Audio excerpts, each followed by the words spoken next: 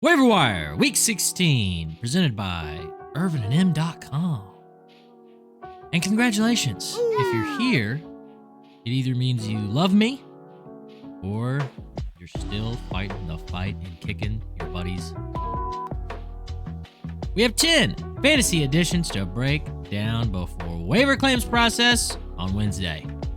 With notable injuries from Evan Ingram, Zach Ertz, Nick Chubb, Alvin Kamara, Jaden Waddle, Alec Pierce, Patrick Mahomes, and Jalen Hurts. We'll go position by position, from the most viable to pure desperation, from tight ends, running backs, wide receivers, quarterbacks, and DST. Don't skip! Unless you want to lose round 2. And we'll start it off with tight ends and Britton Strange. Look, Evan Ingram is done for the season. We got to see Britton Strange once again. And honestly, he's one of the only shining bits of hope for the Jags at this point. 11 receptions off 12 targets and 73 yards. That's Brock Bowers, George Kittle mode, okay? I mean, more than respectable. And while we can't expect it every week, that's a performance that we can't ignore either. Especially if you're starting somebody like Pat Freiermuth or Kyle Pitts. Look at the running backs. Jerome Ford.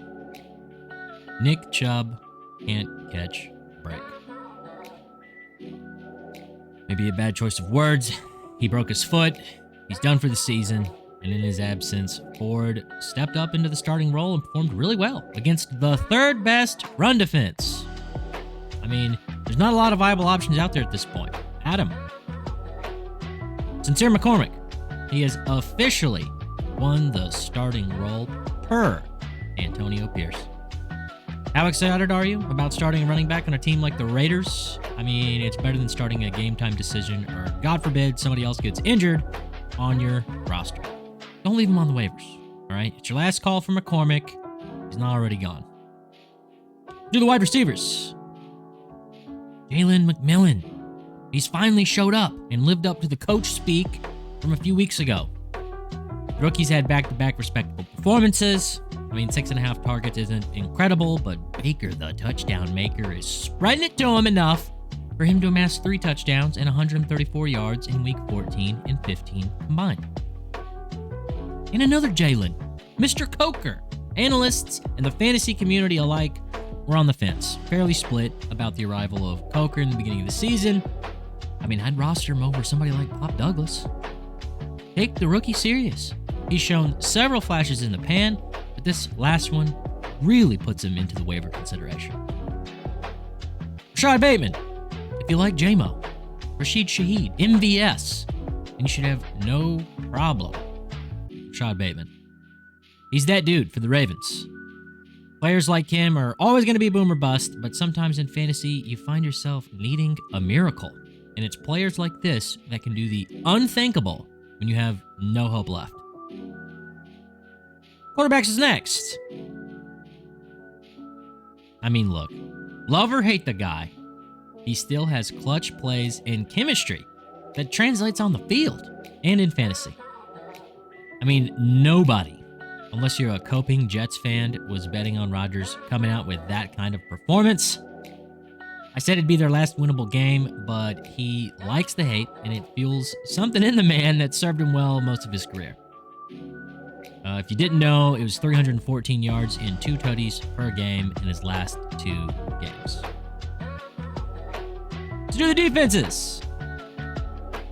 Green Bay Packers. I mean, chances are they're already taken, but if you want a smash spot against the Saints, waiver Green Bay this week. New Orleans just loses more and more players every week. I mean, there's seriously nothing left for this team to fight with. It's over, and the Packers should completely dominate everything they got going on. Atlanta Falcons. Listen, it's the Giants, okay? We harped about it last week, and now we're here. Who knows if it'll be Tommy DeVito or Tom Boyle or Drew Lock. It doesn't matter. Falcons should slap the Giants around. ATL should sack whoever's back there and rack up easy defensive points this week. And you could say the same for the Colts. Listen, I know it's gross, This is a home game in a divisional matchup facing either Mayo Boy or Rudolph the Red-Nosed Mason. This is a more than favorable matchup for Indy. They should prove to be a safe streaming option if you need something this week. Those quarterbacks are going to make mistakes, and it's going to result in easy, self-inflicted fantasy points for the Colts.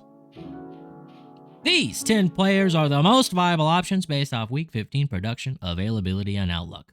Subscribe, turn on post notifications so you get all the updates, all the rankings, all the news before submitting your lineups on Sunday.